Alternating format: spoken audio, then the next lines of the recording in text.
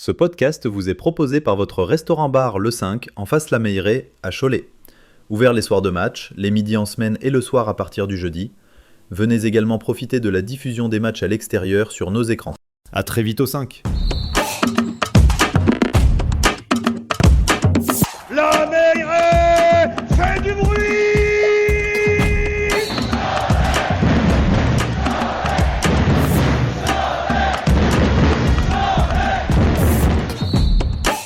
Cholet Basket, le podcast.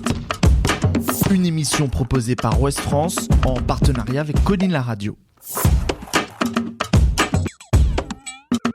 Salut à toutes et à tous, bienvenue dans Cholet Basket, le podcast, émission proposée par Ouest France en partenariat avec Colline la radio, en partenariat également avec le 5, le bar-restaurant qui nous accueille comme à chaque fois depuis le début de la saison, avec aujourd'hui de très nombreux Reds qui sont autour de nous. Merci d'être là, et pour cause, ils sont encore plus nombreux aujourd'hui, et pour cause, parce que exceptionnellement nous enregistrons cette émission juste avant un match. Et d'ailleurs, on peut signaler que les Espoirs se sont imposés en début d'après-midi face à leurs homologues de l'Asvel. Et dans un peu moins de 3 heures maintenant, l'entre-deux initial entre Cholet Basket et l'Asvel. Et c'est une émission assez exceptionnelle. On avait envie d'inviter un ancien joueur de Cholet Basket qui est devenu la voix du basket français. Il fait une moue très modeste, mais on avait très envie d'avoir Stephen Brun dans ce podcast. Salut Stephen. Bonjour à tous, très content d'être là. Et on voulait de retourner dans un endroit qui a bien changé. Exactement, le 5, le bar-restaurant le 5 qui est joliment rénové depuis un an maintenant. Bel endroit dans lequel on a le plaisir maintenant de travailler, et on voulait profiter de ta présence puisque tu seras au micro ce soir pour commenter ce match entre Cholet et l'Asvel. Et tu arrives là tout juste d'une demi-finale d'un autre sport, du championnat de France des plus de 35 ans de tennis. On ne savait pas si tu allais arriver à l'heure. Si. Et c'était à Bressuire. J'ai fait en sorte de perdre pour arriver à l'heure. Voilà. C'est vraiment sympa de sa part. C'est rare que Stephen Brun perde. En tout cas, qu'il avoue qu'il a perdu. Ça arrive. En 3-7, je crois, gros match. Ouais. 6-3 au troisième. Exactement, mes comportements irréprochables, ça c'est une nouveauté. C'est vrai. Pas de raquette cassée, pas de bouteille d'eau convalsée. Non, j'ai essayé de prendre sur moi. Tout fout le camp. Stephen, je te présente Julien Hippocrate, le chef des sports de Ouest France dans le Maine-et-Loire, le grand Manitou de ce podcast. Salut Julien. Salut tout le monde, salut Stephen, merci d'être là. Avec grand plaisir. Et François Larue de Colline la radio, qui sera lui aussi au micro pour commenter le match ce soir. Salut François. C'est ça, on sera en direct aussi. Bonsoir, bonjour ou bonsoir, on ne sait pas trop comment dire. À toutes et à tous. Et du coup, ce podcast sera écouté, alors que nous, on ne connaît pas le résultat de Cholet-Villeurbanne, sera écouté alors que tous les gens connaîtront le résultat et le dénouement du match. Ça veut dire que c'est le moment de se mouiller, quoi. Du match de ce soir. Sinon, on peut faire 2 podcasts. Un Cholet a gagné, un Asvel a perdu. Ouais, non, moi je veux des pronos du coup. Comme ça, quand les gens écouteront, on saura qui est bon et qui est pas bon. C'est prévu. Okay. C'est prévu. Quand tu reviens à Cholet, comme aujourd'hui, Stephen, ou lors des matchs précédents où tu es venu commenter déjà, tu retrouves les lieux tels que tu les as connus. Il y a plein de souvenirs qui reviennent tout de suite en mémoire. Ouais, beaucoup. Là, quand je prenais l'avenue, je suis passé devant l'ancien centre de formation où on dormait à l'époque dans les appartements, le lycée Europe, pas mal d'endroits où j'ai beaucoup traîné quand j'étais au centre de formation, des visages aussi qui sont toujours présents, mais c'est un retour aujourd'hui qui est plus douloureux qu'avant parce que Claude est plus là, Claude Marquis, donc c'est un retour difficile pour moi quand je reviens sur Cholet. Eh oui, qui était mon coéquipier de chambre, qui était mon coéquipier sur le terrain, donc je traverse des choses en me remémorant des choses qu'on faisait avec Claude, et c'est aujourd'hui des moments délicats quand je me balade dans Cholet. Tu y penses instinctivement quand tu reviens. Ouais. Tout le temps. Ouais. Et quand tu viens dans cette salle de la Meilleraie qui n'a pas changé, tu revois plein de têtes connues. J'ai l'impression que le public reste le même. Ne vieillit pas surtout. Année après année. non, d'ailleurs, je peux rappeler que tu as 45 ans, que tu as passé 3 années à Cholet. Quand tu arrivais à 18 ans en fait, au centre de formation, on ne peut pas dire que tu étais formé à Cholet Basket parce que tu as passé 3 ans entre 18 et 21 ans. Tu jouais principalement en espoir. Et puis après, tu es revenu terminer ta carrière ici en 2015. En fait, le problème, c'est que j'ai commencé le basket très tardivement parce que j'ai fait du tennis très, très longtemps et j'ai fait du basket et je jouais dans des petits clubs, notamment à Annecy, en cadet région et en senior départemental. J'étais surclassé et j'avais pas du tout l'idée de devenir basketteur pro. Et en fait, mon frère était à la fac de sport à Angers, c'était Jacques Cattel, son prof de basket. Et voilà, ils ont discuté. Je suis venu faire un essai. Et c'est pour ça que je suis arrivé très tard. Ils prenaient qu'un seul garçon de mon âge directement en espoir cette année-là. Et ça avait été moi. Jacques Cattel, qui était le directeur du centre de formation. Ouais. Quel souvenir tu gardes de ces 3 années de formation à Cholet ? Magnifique, mes meilleurs souvenirs, parce que souvent quand je jouais avec des ricains, ils me parlaient souvent de leurs années à la fac. Pour eux, sur le campus, c'était leur plus beau souvenir. Moi, c'était un peu la même chose. C'était très compliqué parce que je venais d'un basket amateur et les doses d'entraînement au début ont été très dures pour moi à assumer. Mais aller à l'école, vivre au quotidien avec des garçons qui sont encore aujourd'hui, pour certains, des amis très proches, voilà, l'insouciance de la jeunesse, pas de problème qu'on a aujourd'hui. On réfléchissait pas trop à l'avenir, mais j'ai beaucoup de très bons souvenirs, des titres gagnés, voilà, beaucoup d'anecdotes à partager avec les anciens coéquipiers, avec Jean-François Martin, qui est peut-être celui qui a fait que le joueur que j'ai été ensuite. Ce sera intéressant d'y revenir justement. On va en parler de ces souvenirs, de ton parcours durant cette émission. Et je rappelle que tu es venu terminer ta carrière à Cholet en 2015. C'était 14 ans après tes 3 années de post-formation ici à Cholet. Donc on va parler de toute cette époque également, mais on va aussi parler de la saison actuelle. Tu ne rates plus rien, toi, de ce qui se passe dans le basket français par la force des choses, parce que tu es le commentateur vedette, le consultant vedette de DAZN. De toute façon, on ne peut pas parler de basket sans évoquer Stephen Brun désormais. Comment tu juges la saison actuelle de Cholet Basket ?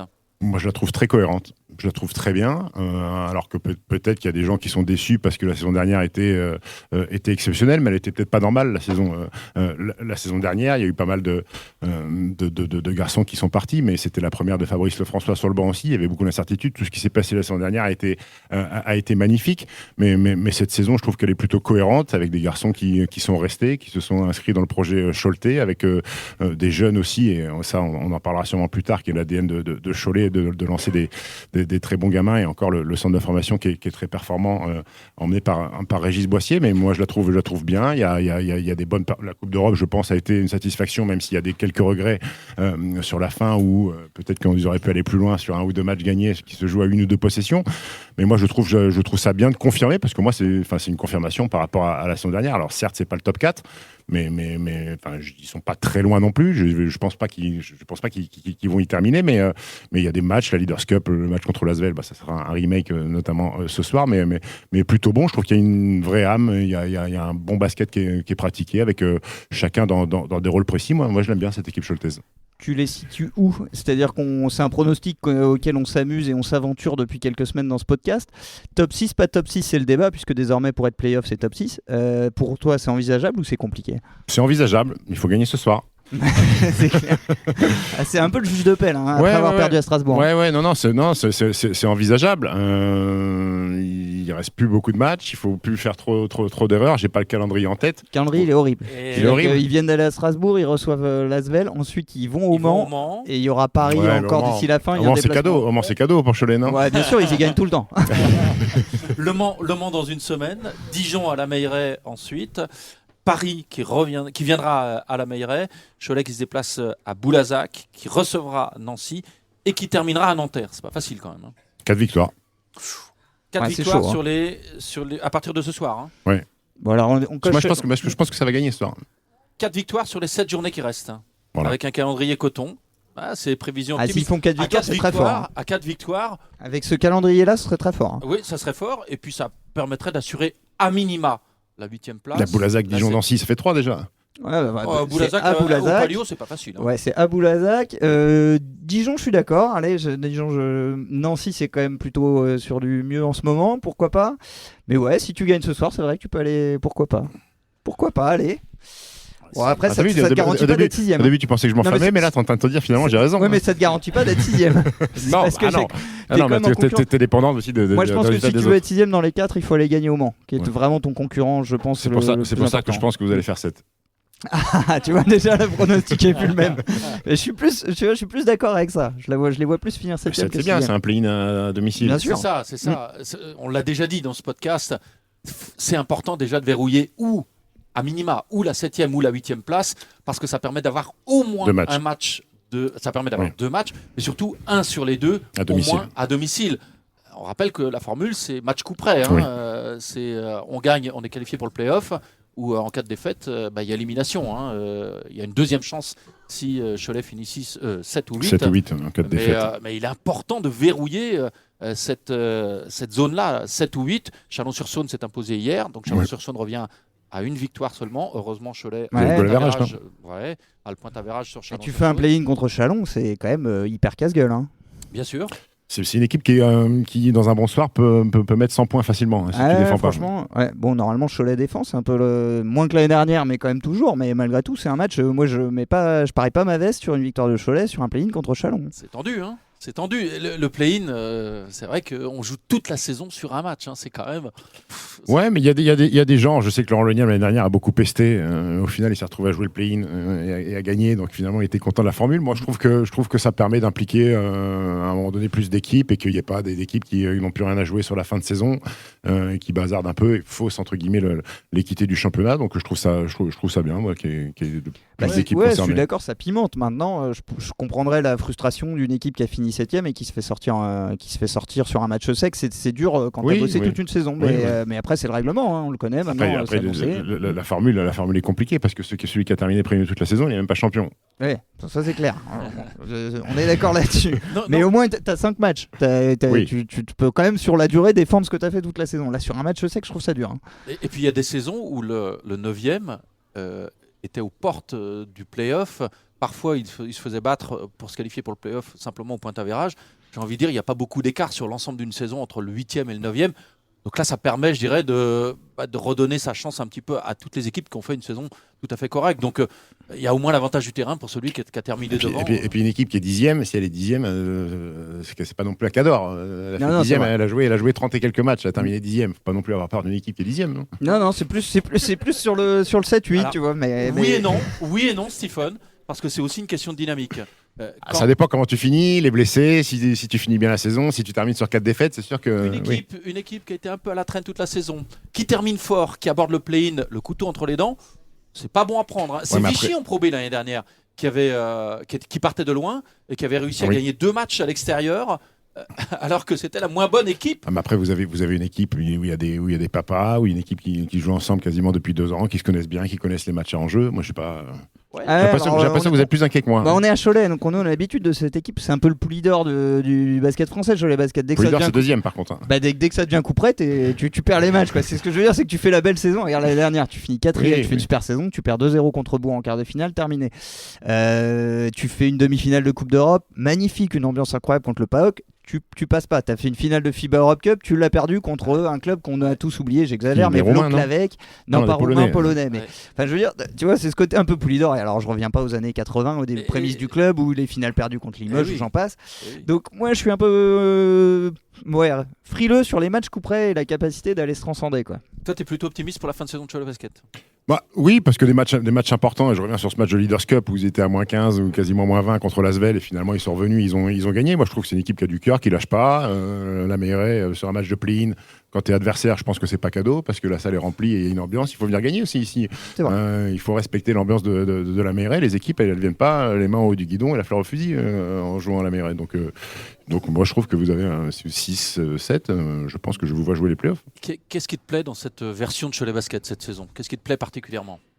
J'aime bien en fait qu'il y a une vraie hiérarchie, je pense. J'aime bien que les 2 joueurs leaders soient des joueurs français, Gérald Ayayi et Nathan de Souza, dont un formé au club. Ça me plaît.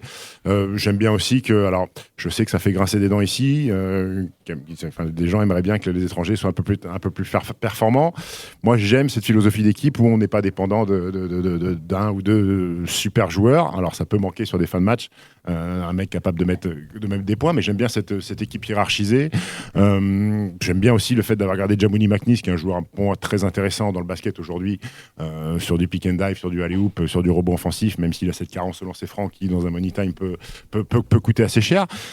J'aime bien ce que fait TJ Campbell, mine de rien. Le mec, il sait où mettre le ballon au bon endroit. Quand il faut mettre un panier, il met un panier. Quand il faut remettre de l'ordre dans la boutique, il met de l'ordre dans la boutique. Donc tout cet amalgame de jeunesse et d'expérience, moi me plaît. Puis j'aime bien ce que fait Fabrice Lefrançois. Donc il y a quelques joueurs qui me plaisent dans cette équipe-là. Et qu'est-ce qui manque alors pour faire un top 4 à cette équipe? De l'argent. Hein. Oui. C'est au niveau... Ouais, tiens, puisque tu as cité TJ Campbell, moi j'ai envie de te demander. Le top 4, Cholet l'a atteint l'an dernier. Oui, c'était exceptionnel. Mais pour passer un cap, Campbell, t'es manager général, tu le re-signes ou pas? Il est en fin de contrat. Il est en fin de contrat et il commence à prendre de l'âge, TJ. Je le re-signe, mais avec un chiffre en moins sur le contrat. Quand même. Non, je pense que c'est bien d'avoir. Alors, je pense qu'il est. Bon, enfin, je l'ai vu jouer quand même pas mal de fois.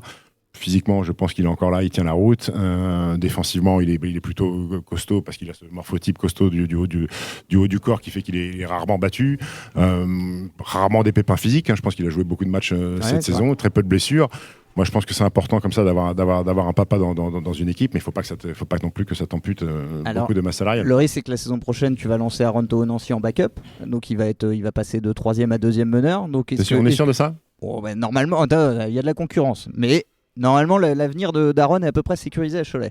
Donc, imaginons qu'il est le backup du meneur titulaire. Tu te risques à un très vieux et un très jeune, entre guillemets, avec tout le respect que je vois à TJ, qui est une légende ici. Mais tu peux prendre un très bon joueur sur le poste de 1, capable de mener le ballon et être une alternative, parce que je sais que Aaron Nancy est un gros sujet ici à Cholet.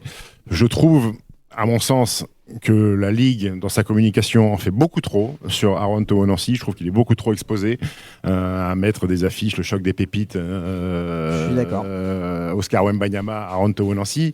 Aaron, mine de rien, quand on regarde le bilan de sa saison, et j'ai pas envie du tout de dénigrer son talent, c'est un très bon joueur, mais il faut aussi remettre les choses en perspective. Aaron, si on regarde toute sa saison entière, des très bons matchs, il n'y en a pas beaucoup. On a en mémoire le match à Lasvel, au match aller, où c'est un peu ce match-là qui fait parler de lui.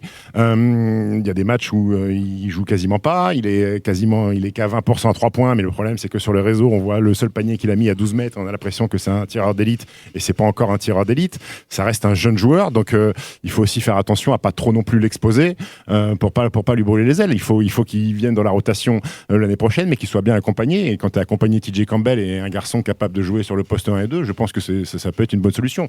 Mais ça veut dire que tu pars de principe que Nathan de Souza est plus là, par contre. Ah bah moi, je fais mon deuil, parce que comme je parle même pas en tant que supporter de Cholet, que je ne suis pas, puisque je suis journaliste, donc tout le monde le sait que je ne suis pas supporter de Cholet Basket, mais je me dis qu'il est totalement improbable que Gérald ou Nathan soient encore là, et ça m'attriste, parce que franchement c'est un bonheur de venir les voir jouer, mais non, c'est dans quel monde ils sont encore là? Pour toi il y a une chance? Pour moi, sincèrement, je pense qu'il seconde. Moi, je suis pas directeur sportif, j'ai un manager de Cholet Basket, mais je pense qu'il faut faire l'effort sur un des deux. Mais je pense que Cholet était tout prêt à faire l'effort. Je pense juste qu'ils ne s'aligneront pas sur les propositions qu'auront ces joueurs-là et qui sont restés l'année dernière, alors que les deux pouvaient partir, les deux avaient une clause. Alors ça se bousculait sans doute un peu moins l'année dernière que cette année, mais il y avait déjà des offres. Ils ont fait le choix fort de rester.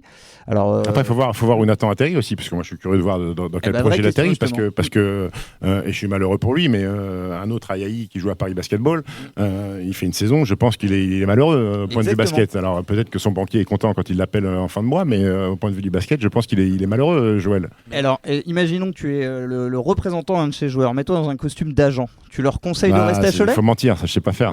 Non mais justement alors. Non mais franchement, je sais que leurs agents vont sans doute leur dire ça y est, t'as donné à Cholet Basket, va prendre ce gros contrat, va tenter ta chance. Après il faut pour garder Nathan, je pense que Gérald c'est fini, mais pour garder Nathan, la Coupe d'Europe est un critère déterminant, je pense. Et faire de lui le meneur titulaire de cette équipe avec une Coupe d'Europe, je pense que ça peut faire réfléchir un garçon qui est encore jeune. J'adorerais. Moi, les bruits que j'ai quand je passe des coups de fil dans le milieu, c'est qu'on me dit ça n'existera pas, c'est pas possible. Alors j'espère me tromper. C'est ce genre de journaliste qui passe des coups de fil pour savoir les infos. J'espère me tromper. On me dit que ce serait vraiment totalement improbable. C'est ce qu'on s'était dit dans ce podcast à mi-saison. On s'était dit ah ouais mais avec le challenge d'avoir les clés du camion ici à Cholet Basket, et dans le cas où Cholet décrocherait une place en Coupe d'Europe, on se disait voilà, c'est peut-être la solution pour le garder. Et puis en fait, il a continué de monter en puissance au fil de la saison. Là, on s'est dit c'est pas possible, quoi. Parce que entre faire l'effort pour le garder et se rapprocher sans même s'aligner, se rapprocher de ce qu'il aura ailleurs. Là, ça veut dire que Nathan est contacté par les plus grandes équipes du championnat de France. Tu n'y crois pas? Du championnat de France, je pense qu'il pourra avoir, tu vois, typiquement Lasvel ou Paris qui font pas des grandes saisons. Tu peux te dire un Nathan de Souza qui sait à peu près quand même tout faire pour jouer la Betclic Elite. Alors je te dis pas justement, est-ce qu'il jouera en Euroleague? J'ai du mal à avoir la vision de Nathan de Souza au Paris Basketball dans la façon dont il joue au basket. Ouais, c'est sûr. C'est sûr que c'est plus un joueur dont la première caractéristique est d'abord de très bien défendre. Maintenant, il a une vision de jeu, c'est un très bon passeur, un des meilleurs du championnat. S'il jouait 25-30 minutes, il serait sûrement le meilleur passeur du championnat aussi. Mais il faut être un gros shooter à 3 points pour jouer au Paris Basketball. Il a progressé, hein. Il shoot à 40% cette année. Mais et l'année dernière, Nathan a refusé quand même un gros chèque pour rester à Cholet. C'est quand même un joueur qui a du cœur et qui est attaché au club aussi. C'est des données qui sont en faveur. J'adorerais, moi j'ai du mal à imaginer. Après, c'est des choix de carrière aussi à un moment donné, ce qu'il veut faire, lui. Exactement. Et je pense qu'il l'a déjà fait l'année dernière, entre guillemets, de rendre à Cholet en disant je pars pas. Je pense que ça aurait été une erreur de partir l'année dernière, par contre.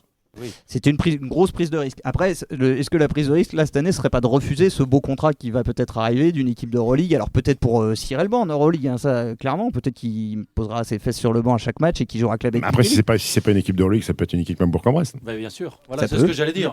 On parle de Paris, mais il n'y a pas que Paris. Il y a des équipes supérieures à Cholet. Les Reds sont pas d'accord. Les supporters grognent. Pourquoi? Parce que c'est les mêmes couleurs que vous? Ils sont tous fans de Freddy Fotou ici. C'est une idole.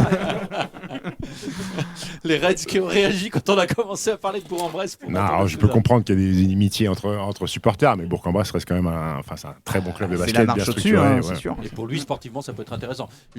On n'a pas l'habitude d'enregistrer. Non, il a le soleil dans les yeux. Si tu veux te décaler, tu peux te décaler. Voilà, tu seras un peu plus à l'aise, un peu plus confortable. C'est pas mieux. Alors c'est peut-être rapproche-toi de Philippe. C'est bon, vous inquiétez pas. Carrément ici, si tu veux. En tout cas, c'est surtout, vous n'avez pas l'habitude d'avoir du soleil à Cholet, surtout. Attention, là, il va se faire conspuer. Pour quelqu'un qui est né à Caen, je suis pas sûr qu'on puisse se permettre de chambrer. C'est pas faux. Le Normand, c'est mal placé pour chambrer sur la météo, mais bon. Mais ouais, c'est un vrai débat en tout cas. Moi, je trouve ça vraiment intéressant et c'est jeter la pièce en l'air parce que c'est trop tôt pour le dire et je pense que les agents travaillent, mais malgré tout, c'est 10 fois trop tôt. Il n'y a pas un club qui a posé une offre sur la table, à mon avis, actuellement pour un de ses joueurs. Alors, peut-être pour Gérald, et encore, je suis même pas sûr. Mois de mars, c'est déjà bien avancé, le marché. T'as des infos? Ça démarre à la Leaders Cup. Donc t'as des infos là? Je sais pas d'infos, moi je passe pas de coup de téléphone comme toi.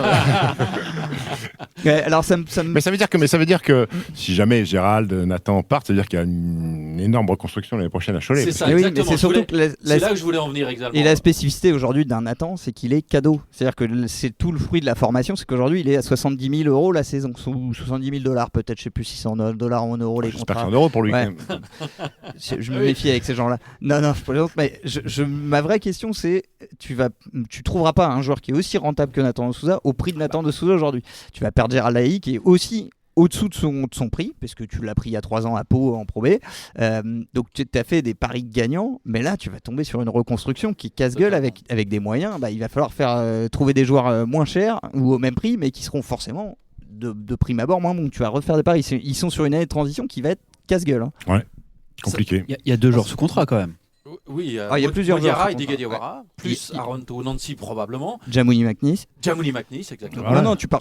Après si t'as Jamouni McNeese et Mohamed Diarra, c'est déjà très bien. T'as déjà ta base de la raquette. Très bon joueur, Mohamed Diarra. Super joueur, qui a signé 3 ans. Donc là, effectivement, c'est un beau coup. Vous avez fait un chèque à Limoges, mais. Ouais, ils ont fait un chèque à Limoges. Ils ont mis tout l'argent qu'a rapporté Soren Braque.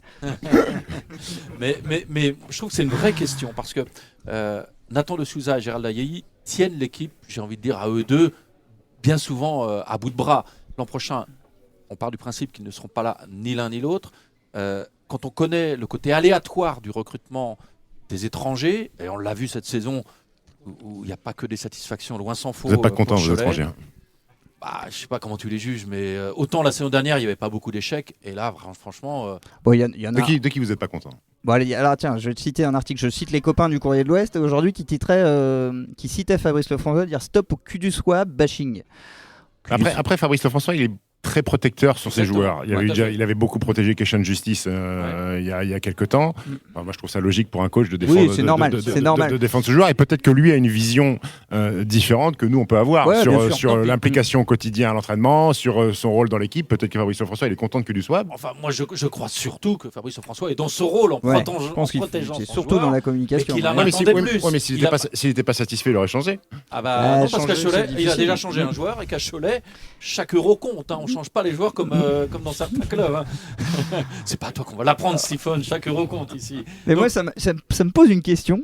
Justement, je réagis à une question qu'on veut te poser. Je crois qu'il y avait un des supporters qui l'avait mis sur un truc, sur un de nos réseaux sociaux.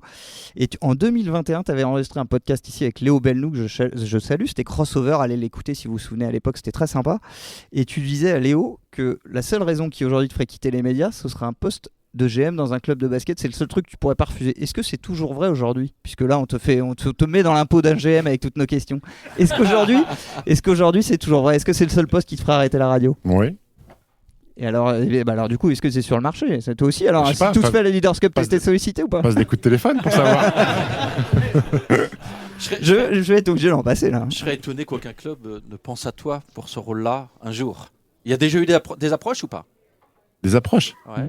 Ça m'est arrivé de discuter avec des gens, oui. Récemment ? Ah ouais, c'est une enquête en fait. Ouais, C'est une enquête de police. Voilà le scoop qu'on va avoir en fait. Non, mais c'est un poste qui m'intéresse parce que je suis passionné de basket, je regarde énormément de matchs et c'est un poste qui me permet enfin moi dans ma vision du poste que j'ai de directeur sportif, c'est d'être au quotidien à l'entraînement parce que je pense que il faut être à l'entraînement tous les jours pour voir comment se passent les entraînements, faire tous les déplacements, être avec le staff technique pour envisager le recrutement aussi, regarder des matchs, regarder des championnats. Alors si c'est Cholet, c'est forcément des petits championnats pour trouver des joueurs. Non, mais essayer de bâtir une équipe, tout ça avec le coach et ses assistants. C'est pour ça que ce job me plaît. Après, je fais un job qui est quand même exceptionnel. Donc, c'est pour ça il y a une vraie prise de risque quand on fait un truc qu'on adore. Ouais. Et souvent, avoir été un bon joueur ou être un fin connaisseur dans une analyse, ça fait pas forcément de nous un bon. C'est très spécifique comme c'est casse-gueule. Oui, c'est très spécifique. Après, j'estime que tout ce que j'ai vécu dans ma carrière, quel joueur j'ai été, quel être humain j'ai été, fait que dans ce rôle de directeur sportif, quand je vais prendre un joueur dans mon bureau, je pourrais me parler concrètement de ce que j'ai vécu. Tu veux dire que tu saurais gérer un emmerdeur, quoi. Ouais, je pense. Ouais. Mais j'en prendrai pas beaucoup, 1 ou 2 seulement. Mais en fait, pour moi, ça sonne un peu comme une évidence. Tu as le profil d'un GM, tellement tu es passionné de basket.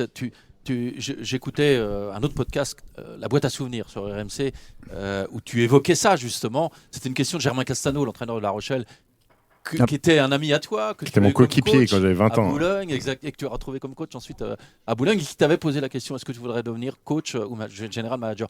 Et en fait, mais oui, général manager. Quand j'ai entendu cette question et ta réponse, je me suis dit, mais oui, ça sonne comme une évidence. Tu racontes que tu lis tout le temps les stats de plein de championnats. Oui, mais ça suffit pas non plus pour être directeur sportif. Non, mais ça montre... T'es pas obligé de le faire. Ça montre quand même la passion. Je trouve que ça fait partie du travail. Déjà, quand tu commandes des matchs, j'estime que le minimum à avoir, c'est de regarder les matchs le week-end, c'est de préparer tes matchs, de connaître tout sur toutes les équipes que tu vas commenter. Enfin, c'est les minimums que je m'impose en fait. Bien sûr. Et tu t'intéresses à d'autres championnats que le championnat de France ? Oui. Tu t'intéresses à des joueurs des fois, pas d'un championnat étranger. Des fois, ma femme me dit, mais qu'est-ce que tu fais sur l'ordinateur ? Je suis sur Pro Bowlers à regarder qui est le meilleur marqueur du championnat slovaque. Mais c'est pour ça que je te dis, ça sonne comme une évidence, parce que tu vas bien au-delà de ce que t'impose le métier de consultant en fait. Oui, mais parce que... t'es déjà dans je dirais, dans ce fonctionnement d'un général manager. On n'y est pas encore. En tout cas, dans ton approche, dans ta sensibilité. Mais c'est un job qui me plaît, mais je vous dis, ce que je fais actuellement, c'est merveilleux. Ouais. Donc, il faut vraiment que ça soit un job très sympa, dans un club très sympa. Tu te verrais débuter en Betclic Elite ou en Pro B ? En Euroleague, directement. Allez, question piège. Non, c'est vachement dur. Je me mets à ta place, j'imagine que c'est compliqué. J'ai pas de préférence Betclic, ça dépend le projet, ça dépend les structures du club, ça dépend... Non, mais ça veut dire que toi, dans ta tête, tu peux te dire, j'aimerais débarquer dans un club où il y a tout à construire. Ou au contraire, j'aimerais débarquer dans un club qui est déjà... Tout à construire sportivement. Il faut au moins qu'il y ait un outil de travail qui soit cohérent, qu'il y ait un club qui soit structuré, qu'il y ait des gens dans des bureaux. Je pense à un club Caen qui revient là en Pro B, qui a un gros potentiel public. Caen, c'est pas un hasard, Pourquoi c'est là Caen où tu es né. C'est là où tu es né. C'est un club. Il y a tout, il y a l'outil, il y a la salle. C'est un club qui est justement tend vers le haut niveau. Et où il y a justement besoin de structurer et construire. Un problème de Caen actuellement, c'est qu'ils ne savent pas s'ils sont en Élite 2 ou s'ils sont en National 1. On est d'accord, mais ce profil de club-là, c'est pas la même chose. Ami Canet, il faut vous maintenir si vous voulez Stephen la saison prochaine. Non, Caen, c'est un club. La salle est magnifique. Ils sont quasiment à 100% de taux de remplissage sur toute l'année. C'est une ville de basket où il n'y a pas grand-chose autour, parce que le foot, malgré l'arrivée de Kylian Mbappé, est en grande difficulté. Donc c'est un club qui, par le passé, où mon père y a joué, a été un très grand club de basket. Donc oui, il y a une vraie culture basket là-bas, la salle est sympa, j'y suis allé voir parce que j'ai encore beaucoup de famille là-bas, donc à Noël j'ai même vu le match du 23 décembre là-bas, si tu veux des infos. Voilà, on a lancé une rumeur, c'est parti. Demain on peut titrer Stephen Brun à Caen, ça discute. Faites pas ça. Non, mais la question c'est ça, quoi. Est-ce que tu faites pas ça, je vais être convoqué à RMC. Est-ce que tu aimerais contribuer à la construction d'un club en partant de plus loin ou arriver plutôt dans un club qui est bien installé déjà? C'est compliqué quand t'as jamais fait ce métier-là d'arriver dans un club où t'as déjà 15 millions de budget. Il faut quand même avoir un background solide. Donc si jamais je dois faire ce job-là, c'est un club où il y a quand même des choses à construire. Oui, effectivement. Bon, j'enchaîne avec une ou deux questions des supporters ou pas? Vas-y, Julien. Il y a Benjamin qui nous dit qu'il était à Coubertin au match 4 contre la SIG avec Stephen Nowitzki, nos amis. Donc, on rappelle que tu es un gros fan de Dirk et qui nous parle de ces matchs-là. Nanterre, Cholet, qui demande un peu tes souvenirs de ces deux clubs-là. Est-ce que ces deux clubs qui ont été marquants dans ta carrière? Nanterre un peu plus, tu as gagné des titres avec Nanterre? Marquants différemment, parce que mes 3 années au centre de formation, j'en ai parlé tout à l'heure, elles ont marqué ma vie et encore aujourd'hui, j'y pense souvent. Sportivement, Nanterre m'a plus marqué parce que j'ai été champion en 2013 et on parlait tout à l'heure des garçons qui sont 8e. On était 8e avec Nanterre quand on est devenu champion de France, donc c'est possible. Mais oui, Nanterre est un club particulier parce que j'ai beaucoup d'affection pour la famille de Nadieu, parce que ce qu'on a vécu, l'aventure en 2013, elle est exceptionnelle et que faire ce qu'on a fait à l'époque dans un sport collectif. Ça faisait 2 ans que ce club-là était dans l'élite du basket français avec peut-être le plus petit budget, la plus petite masse salariale du championnat et être champion de France, je pense que c'est quelque chose de très très grand ce qu'on a fait. Les souvenirs ont été merveilleux, mais après c'est 2 souvenirs différents en fait. Mais Nanterre, cette finale, ce match 4, on pouvait pas jouer dans ce palais des sports de Nanterre, on était obligé de jouer à Coubertin, mais l'ambiance était délirante. Et puis nous, on arrive Nanterre petit poussé, on joue contre Vincent Collet, Alexis Aginsart, Ricardo Greer, Amric Janot, que des joueurs qui étaient tous supérieurs à nous, mais finalement la malédiction de la SIG. La malédiction de la SIG. Et puis on avait été sur tous les playoffs, on était sur un nuage en fait. David Lighty a été monumental. On a tous été fantastiques. On a tous surperformé en fait. On oublie presque que tu as joué avec David Lighty que tu vas commenter ce soir. Hein, oui, on a oublié que David Lighty avait joué d'un autre. Magnifique être humain, David Lighty. Exceptionnel. Tout le monde est unanime sur ce mec. Super gars. Et Benjamin nous demande si tu vois Nanterre et Cholet capables de performer à l'avenir face à l'ultra concurrence de la NCAA, peut-être de la NBA Europe, tout ça. Est-ce que c'est des clubs qui peuvent encore exister dans le basket à l'avenir? La concurrence de la NCAA, c'est le problème actuel qu'on a, parce que maintenant qu'ils peuvent payer les joueurs, ils s'en privent pas parce qu'ils ont beaucoup d'argent. Là aussi, il y a des choix qui sont plus pécuniers que sportifs. Je pense au petit Camardine qui était quand même starter avec Dijon l'année dernière et qui est parti en NCAA. Je suis pas sûr qu'il ait trouvé un grand intérêt sportif. Maintenant, moi, je respecte le choix de ces jeunes-là parce que ce qui se passe dans les facs NCAA, il faut se rendre compte des structures d'entraînement, ce que c'est sur la vie d'un campus. Les gamins, même dans les plus petites facs, ils jouent dans des salles exceptionnelles de 7, 8, 9, 10 000 personnes avec des salles de muscu qui font 1000 mètres carrés. Les conditions de travail sont énormes, donc il faut aussi leur donner ça avec la possibilité d'avoir un diplôme et de graduate sur la fin de leur cursus. Maintenant, il y a 2 choses, et j'ai le dénominateur commun entre Nanterre et Cholet, ça va être une nouvelle salle en fait. Et je pense que la salle peut faire évoluer beaucoup de choses à Cholet, et je sais que Nanterre est en prévision aussi, parce que leur palais des sports, même s'il a été rénové, il reste encore petit à l'échelle en termes d'affluence, et je pense qu'eux ont aussi des velléités de construire une nouvelle salle, et je pense que pour passer un cap supérieur et amener une manne financière autrement pour pouvoir rivaliser avec ce qui se fait aujourd'hui, je pense que c'est le premier critère en fait. Bon, il faut une nouvelle salle. Nanterre, ils vont avoir un actionnaire qui a les bras longs, j'allais dire le bras long, mais les bras longs. Quand tu as Wemby qui arrive dans l'actionnariat, ça change. Quand tu dis les bras longs, tu parles d'oseille ou de les deux. Je parle des bras qui traînent par terre et qui même si Victor pour le moment il a quand même beaucoup de choses à faire dans sa carrière de basketteur. Il est très impliqué, il a beaucoup d'attaches avec Nanterre, mais pour le moment on n'est pas sur Victor le mécène. Il a beaucoup de choses à accomplir dans sa carrière avant de s'occuper de Nanterre. Portes, je pense. Oui, bien sûr. Il y a déjà, je pense, pas mal de coups de téléphone qui ont pu être déclenchés par l'arrivée de Victor Wembanyama, parce que c'est toujours bien d'associer son image avec peut-être le futur meilleur basketteur français de l'histoire. On a une question, on va revenir un petit peu en arrière, là, on se projetait. Une question de Bruno Baudin, que tu connais, le speaker de Cholet, donc, qui demandait est-ce que tu te souvenais du pion qui te surveillait pendant tes heures de colle au moment de... Et qui sous-entend qu'il y avait pas mal des heures de colle apparemment. Ça m'est arrivé quand j'allais à l'école. Et oui, d'ailleurs, on a vu avec Julien en préparant cette émission que sur la page Wikipédia, le matin des épreuves du baccalauréat, je suis pas allé. Tu n'y es pas allé parce que tu avais un mauvais pressentiment. On s'est demandé si c'était une fake news ou si c'était vrai. Non, c'est vrai. J'étais à Cholet. Et, c'était un bac STT à l'époque. Je crois que ça n'existe plus aujourd'hui. Et la première épreuve le matin, c'était une épreuve orale. Et alors ça va peut-être vous faire sourire, mais à l'époque, quand j'avais 18 ou 19 ans, j'étais très mal à l'aise pour parler devant des gens. J'étais très timide et j'étais pas, surtout... Alors si c'était un sujet sur le basket, j'y serais allé, mais c'était des sujets que je maîtrisais pas. Je maîtrisais beaucoup moins que le basket. Et je me suis réveillé et je me suis assis au bord de mon lit. Je me rappelle, j'étais dans ma chambre au centre et je me suis dit, je sens pas, je vais pas y aller. Et j'y suis pas allé. Et donc, ma maman m'a appelé à midi pour savoir comment ça s'était passé. Quand je lui ai dit que c'était pas passé tout court, j'ai souffert pendant quelques heures. Jacques Cattel, qui était directeur aussi, a halluciné complet. Tout le monde a halluciné complet. Et je leur ai dit non, mais de toute façon, je vais être basketteur pro, vous inquiétez pas, je vais pas avoir besoin du bac. Mais bon, c'est pas un exemple à suivre, hein, tout ça. Une anecdote assez incroyable. C'est clair. Mais ton Wikipédia, il y a 2-3 pépites et je pense qu'il y a 2-3 fake news. Wikipédia, il y a 2-3 filous de RMC qui de temps en temps ont rajouté quelques trucs sur ma fiche Wikipédia. Bon, bah celle-ci au moins. Voilà, elle est vraie. Vous voulez la vérifier. Malheureusement, elle est vraie. Bon, j'enchaîne avec une question d'un quelqu'un totalement anonyme qui s'appelle Cédric Ferchaud et qui te demande si je te dis doigt et hélicoptère, ça t'évoque quoi? Non. Elle est connue celle-là. C'est un épisode avec Philippe Zaniel quand je jouais avec Cédric à Mulhouse. Mais on va s'abstenir vous avez joué ensemble à Mulhouse, On se posait la question avec Julien, on ne croyait pas que c'était la même année. Si, Cédric a fait 2 ans, moi je suis arrivé sa 2e année. Donc vous étiez en formation ici ensemble. Lui, il est parti 1 an avant moi à Mulhouse. Il a fait 2 ans. Ouais, et moi je suis arrivé sa 2e année, donc on était coéquipiers à Mulhouse. Oh, ça devait être sympa. Cédric, très bon mec, ouais, très sympa. Ah bah oui, j'ai l'impression que c'est que des mecs qui ont l'air bien sous tout rapport. En fait, quand on te pose 2-3 questions, on découvre des dossiers parce que nous, on a reçu dans ce podcast, on sait qu'il écoute souvent David Gauthier. Oui. Et évidemment, avec David Gauthier, tu as fait 2-3. David, c'était mon ami aussi. Enfin, c'est mon ami d'ailleurs, toujours. Ouais. Et vous avez fait 2-3 vents, on l'imagine pas.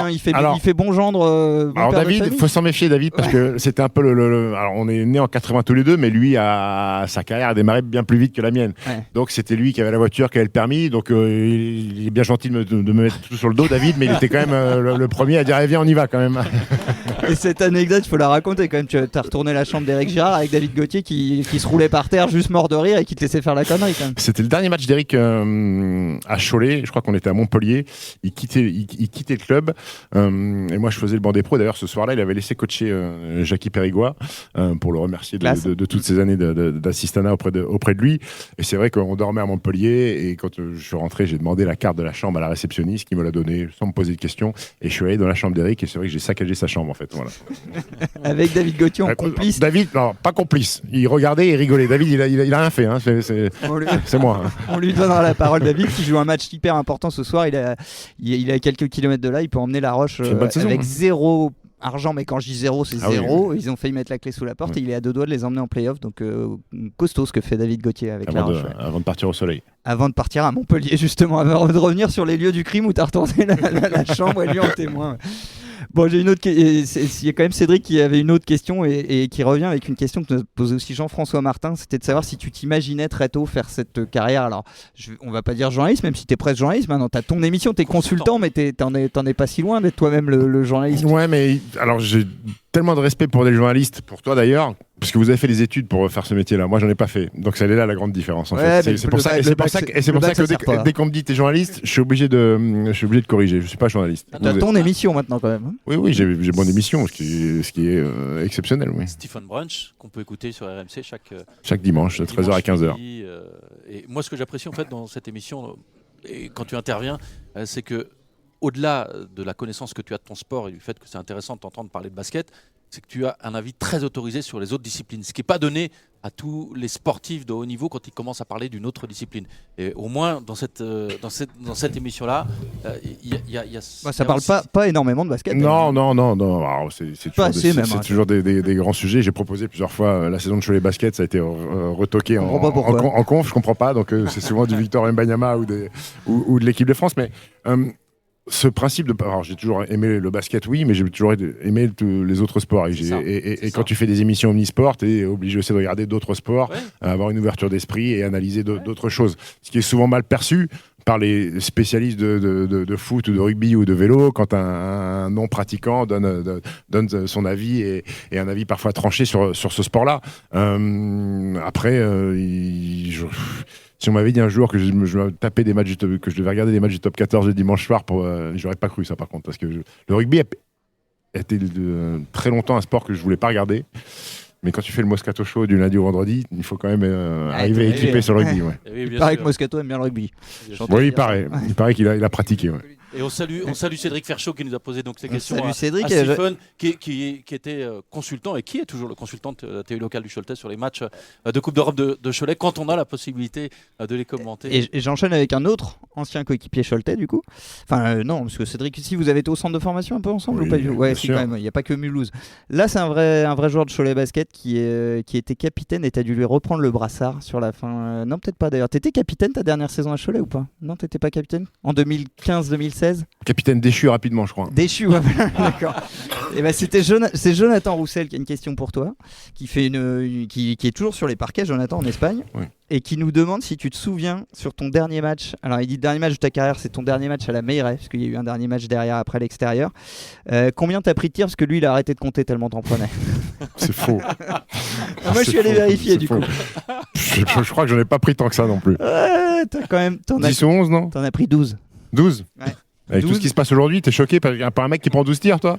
4 sur 12, c'est acceptable ou pas ? 4 sur 12, tu fais. C'est très correct. Parce que d'abord, je suis allé voir le dernier match. À Monaco, Monaco c'est 1 sur 5. Je me suis 1 sur 5, c'est pas excessif. Ah bah oui, il exagère, Jonathan. Et alors, je suis allé voir celui d'avant. Tout est à mettre en rapport également avec le temps de jeu. Alors, tout seigneur, tout honneur, je lui rends toutes ses stats. 4 sur 12, 10.5 rebonds, 2 passes en 25 minutes, Stephen, ton dernier match à la Meilleray. On a perdu, non ? Bah, vous avez pas cette année-là, vous gagnez pas souvent. C'est vrai qu'on n'a pas gagné beaucoup. Est-ce que tu te souviens beaucoup de cette année qui était une sale année quand même ? Ouais, une année compliquée. Alors, j'ai eu la chance que Jonathan soit là, parce que Jonathan, humainement, c'est là aussi, encore une fois, un mec exceptionnel. Et s'il s'est imposé aujourd'hui en Espagne, c'est aussi parce que, humainement, c'est un garçon irréprochable. C'est une année, compliquée, parce que... pas vraiment de vie de groupe et d'alchimie dans cette équipe-là. Beaucoup de joueurs étrangers, peu investis dans le projet.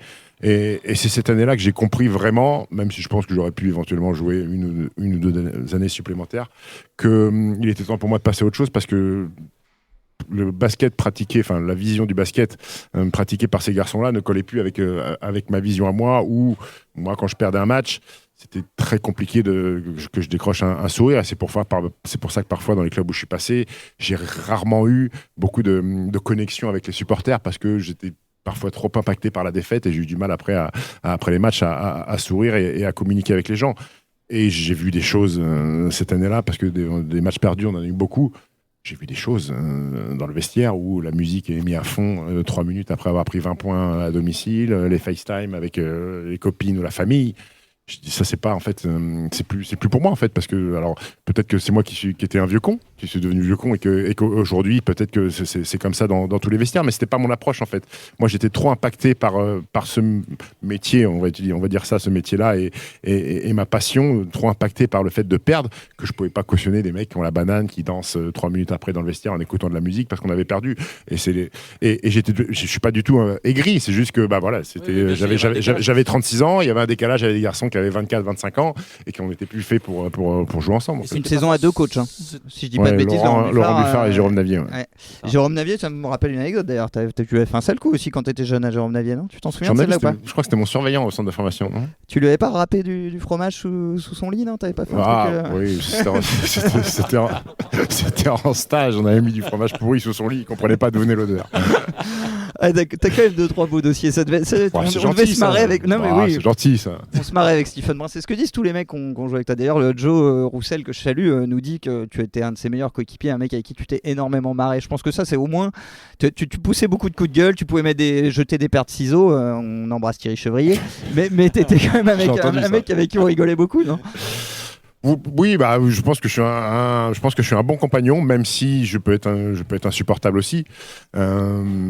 Parfois, j'avais quand même ce côté bipolaire où les gens ont du mal à comprendre comment je pouvais être odieux sur un terrain et aussi gentil à l'extérieur. Alors il y a des gens qui m'ont jamais connu à l'extérieur, donc ils pensent que je suis un gros connard encore actuellement. Mais c'est vrai que je sais pas pourquoi j'avais cette transformation quand j'arrivais sur le parquet où je pouvais changer totalement et devenir très con. Mais en dehors, voilà, je pense que j'ai beaucoup de souvenirs et j'ai beaucoup je pense laisser des bons souvenirs à beaucoup de coéquipiers. Et c'est pour ça aussi que je suis encore en contact avec beaucoup de gens. Est-ce que tu as un regret sur ta carrière de basketteur? C'est une question que Alex, qui est dans le public, avait posée sur. Que je vais pas souffler. Il l'avait posée sur les réseaux. Un regret? Il est là, mon Sébastien Rouchette. Hein. Bravo. Il se fait servir son petit Perrier tranquille. Voilà. Il a des honneurs auxquels nous on n'a pas droit. Hein. Un regret? Je sais pas. J'aime pas vivre avec des regrets dans la tête.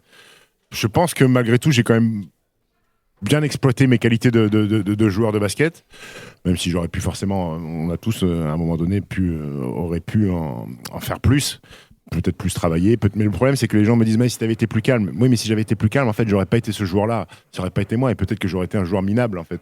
J'avais besoin de ce conflit permanent, que ce soit avec les arbitres, que ce soit avec les coachs ou même mes partenaires pour pouvoir sur un match prendre feu sur du tir à 3 points sur des séquences de 1 minute ou 2 minutes. Si j'avais été un garçon sage, respectueux de toutes les consignes, je suis pas sûr que j'aurais fait cette carrière-là qui est pas non plus une carrière exceptionnelle mais qui est une carrière très cohérente et je suis plutôt content de ma carrière. 2 titres de Pro A, 15 sélections équipe de France, ça va. Je pense qu'il y a pas mal de monde qui s'y dirait. Mais il y a beaucoup mieux, hein, notamment passé par Cholet. Hein. D'ailleurs, ils sont tous avec les bannières là-haut. Mais des regrets. En fait, il y a le seul traumatisme que j'ai dans ma carrière, il est à Cholet ma dernière saison parce que j'avais fait le débile avec une histoire de Paris.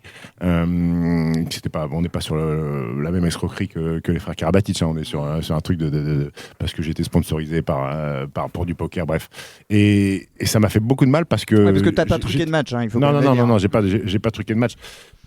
En fait, c'était l'année d'avant quand j'étais à Boulogne-sur-Mer et ça a ressurgi quand j'étais à Cholet. Et en fait, j'ai été suspendu par la commission de discipline et j'ai beaucoup souffert parce qu'ici, ils m'ont quasiment poussé vers la sortie. En fait, ils voulaient me virer. Je me rappelle même plus du nom de président pour vous dire à l'époque. C'était Didier Barret, je crois, qui avait pris la. Il voulait que je me barre, Didier. Et il voulait me virer en fait. Et j'ai dû, parce que je savais que c'était ma dernière saison, pour jouer les derniers matchs de ma carrière professionnelle, j'ai dû quasiment laisser 1 mois et demi ou 2 mois de salaire cadeau en fait, parce que sinon il me dégageait. Ici, plus que les paris, je crois qu'on t'en veut pour un match Cholet-Nancy. Où tu étais du mauvais côté de la barrière en 2011. Alors vous ne devriez pas m'en vouloir parce que j'étais très mauvais ce soir-là. Oui. Ça n'a pas suffi, tu as été assez mauvais. Mais tu as marqué 2 points sur 2 lancers francs en première mi-temps. Et quand on se souvient que Nancy était champion de France, c'est la finale, ouais. 2 points. C'est John Linehan qui met le lay-up. De John Linehan. John Linehan qui avait changé de camp. Voilà. Était chez vous, champion de France. Qu'on salue John Linehan, je crois qu'il est en France en ce moment. J'ai cru voir passer un truc, ouais. Donc, je crois qu'il est assistant coach en NCAA, je crois. Exactement. Et ça a été un traumatisme pour Cholet quand même, qui avait caracolé en tête toute la saison. Et malheureusement, c'était sur un format d'un match sec. Oui, vous loupez le back-to-back, vous loupez le back-to-back sur une dernière possession, mais cette équipe choletaise, elle était, c'était Herman, c'était Herman le coach. Il y avait des joueurs exceptionnels, Fabien Causer qui, je me rappelle, revenait de blessure, avait quasiment pas joué en première mi-temps la finale à Bercy. Il avait fait une deuxième mi-temps d'exception. Il y avait Antimène Robinson. Il y avait Voulé Avdalovic, je crois, qui était fort aussi. Il y avait Randall Falker. Oui. C'était une très belle. Il y a Mamoudou Diarra. C'était une très belle équipe choultaise. Après, nous, à Nancy, on avait du matos aussi. Akina Kimbala, Victor Samnik, Tremel Dardenne. On avait des joueurs très solides. C'était la finale. Je me rappelle, John Lennon n'avait pas mis un lay-up de toute la saison à l'entraînement ou au match. Et là, il a mis le seul de l'année au bon moment. Le virus, ça fait mal. Il y a Yvan sur les réseaux sociaux qui me demande si tu te souviens que ta médaille de champion autour du cou, t'as bu une bière tiède avec les supporters de Cholet sur le parvis de Bercy ce C'est soir-là. possible. C'était pour les consoler, non? Ouais, bah sans doute, j'imagine. Alors, je pense qu'ils étaient un peu inconsolables, mais une bière tiède, ça se passe toujours. Bon, ouais. Quand t'es champion de France, tu peux boire n'importe quoi. C'était pas la seule de la soirée. Ouais. Et ça a marqué le début, on en parlait l'autre jour avec Thierry Chevrier. Du déclin Choletais. Eh oui, ça a marqué le début du déclin de Cholet qui a traversé un long trou noir de 10 ans avant de revenir depuis 5 ans. Et on espère que ça va se maintenir pour Cholet Basket. Je crois qu'il y a une question parmi les Reds qui sont dans le public. C'est Gabriel, Le président. le président des Reds. Gabriel, c'est le président des Reds. Salut Stéphane. Salut. Et moi j'ai une question par rapport à la formation, je reviens là-dessus. On a souvent le débat à Cholet comme quoi on mettrait trop d'argent dans le centre et pas assez dans l'effectif pro. Je pense que tu l'as peut-être déjà entendu. Qu'est-ce que toi t'en penses Et toi, t'en penses quoi, toi? Moi j'en pense quoi Oui, je pense que... Je sais pas. On le sent partagé là. On sent le gars qui voudrait bien 10-20 000 de plus pour avoir mais oui, mieux c'est que du soir. frustrant. Vous avez pas, alors je sais que c'est le passé, mais vous n'avez pas cette fierté de voir tous ces mecs draftés accrochés au plafond de la mairie, et j'espère que ces bannières seront transposées dans la nouvelle salle quand elle arrivera. Vous n'avez pas cette fierté de dire que Cholet aujourd'hui, en NBA, dans n'importe quelle franchise NBA, tout le monde connaît Cholet Basket parce que c'est un club qui a ramené des mecs en NBA draftés. Vous devez être fier de voir Nathan D'Souza et le petit Aaron Towenancy sortir du centre de formation et gratter des minutes. Oui, ça coûte cher. Oui, ça coûte cher parce que c'est le meilleur centre de formation en France, que les structures sont bonnes, qu'il y a une académie à côté avec un logement que j'ai pas connu malheureusement, mais il y a tout qui est mis en œuvre pour que les jeunes performent, qu'il y a un staff basket qui est très compétent. Moi, je trouve que c'est bien de pas céder en fait à ce genre de choses-là et de passer à autre chose en disant la formation on arrête, parce que je trouve que c'est l'ADN de Cholet. Tu parles de formation, je te propose juste de tourner la tête pour voir le monsieur là-bas là. Là, mon Jeff. Et ouais, on peut un petit coup d'applaudissement quand même parce qu'on a monsieur Jean-François Martin qui est à côté de nous. Ouais. Formateur emblématique de Cholet Basket. Jean-François Je voulais Martin. juste rebondir sur ce qu'on disait au niveau de la formation, parce qu'on parle qu'on a des belles bannières avec des joueurs, mais aujourd'hui, il n'y en a aucun en fait qui réinvestit une fois qu'il a été, mais dans le... Non, mais ça veut dire que quand tu formes un garçon et qu'il part en NBA, toi, ton attente, c'est qu'il vienne remettre de l'argent dans le club? Bah ouais. Ah bon? Pourquoi pas? Regarde Mbappé, il a failli signer à Caen, il a remis de l'argent. Ouais, mais là Non, mais quel est le rapport Mbappé avec Caen déjà? Non, Mbappé, il a aucun rapport avec Caen. Non, si, c'est qu'il devait aller à Caen, alors qu'il n'a pas signé à Caen parce qu'en fait, Caen avait une clause, ils sont descendus en Ligue 2. Et en fait, après, il était à Monaco. Bon, je pense qu'il a investi dans Caen à cause de ça. Wembanyama à Nanterre, par exemple, il veut. Est-ce que ça pourrait être sympa que nos joueurs qui partent en NBA puissent réinvestir un petit peu? C'est une question, hein, c'est pas... Oui, écoute, moi, si j'avais leur argent, peut-être que j'aurais pas investi à Cholet. Mais l'Académie Gauthier, il me semble que Rudy a fait beaucoup de choses pour les meubles Gauthier, qui est quand même...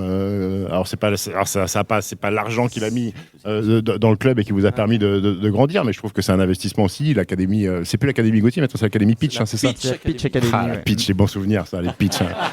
Les goûter au centre de formation avec les Pitch. Mais... Oui, alors je sais pas, je sais que vous êtes très triste de ça, qu'il n'y ait pas un garçon.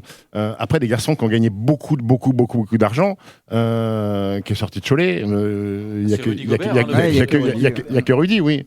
Il n'y a que Rudy, mais peut-être qu'il le fera après. Exactement. Après sa carrière. Exactement. On en parlait de Victor Wembanyama avec Nanterre tout à l'heure. J'y pensais quand je t'entendais en parler tout à l'heure. Je me disais que peut-être Rudy Gobert s'investira un peu plus tard dans Cholet Basket. Il y a Jean-François, peut-être celui qui connaît Martin, le mieux Rudy Gobert. Donc il faut. Tu peux t'approcher, Jean-François. Viens, tu peux t'approcher.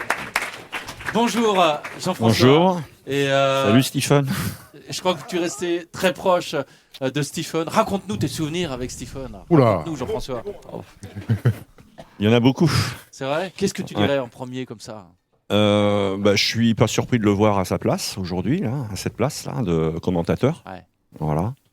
Parce que c'était une question que j'avais à lui poser un petit peu aujourd'hui. On m'avait dit, est-ce que tu n'auras pas une question à lui poser? Et quand il était au centre, Stephen, c'était la Bible, quoi. Déjà, hein, il parlait de foot, il parlait de tennis. Il connaissait tout le monde, le rugby, tout ça. Et donc, il commentait. Les déplacements, on s'ennuyait pas parce que il avait toujours quelque chose à dire ou à redire, parce que si on faisait une analyse, il contre-analysait, il argumentait. Et donc ma question c'était, Stephen, voilà, bon à cette époque-là, on savait pas qu'il ferait sa carrière pro non plus. Belle carrière. Tu croyais pas en moi. Hein ? Tu croyais pas en moi. Bah si, un petit peu, parce que quand t'es arrivé, je crois que t'es arrivé à 18 ans. Ouais, directement en espoir. Voilà, donc faire le choix de faire venir un jeune garçon qui démarre en espoir, c'était un petit pari aussi. Voilà, bon, j'ai eu la chance d'en faire quelques-uns et qui ont réussi, et je suis très content que Stephen ait réussi. Et ma question, c'était, voilà, est-ce que dans ta tête, tu avais déjà à ce moment-là, bon, tu voulais être pro, et je ne doutais pas de sa capacité à devenir pro, il fallait qu'il grandisse dans certains domaines aussi, dans la maturité, et il l'a fait, avec le temps. Ça vient toujours avec le temps, ces histoires-là. Parfois, c'est trop long. Et parfois, c'est long. Et puis, voilà, c'était, est-ce que tu pensais dans ta tête déjà que tu allais tu aurais une seconde carrière dans le côté sport, commentateur? Est-ce que c'était quelque chose qui était dans un coin de ta tête, ça? C'est arrivé dans un coin de ma tête, mais ça a mis du temps à venir.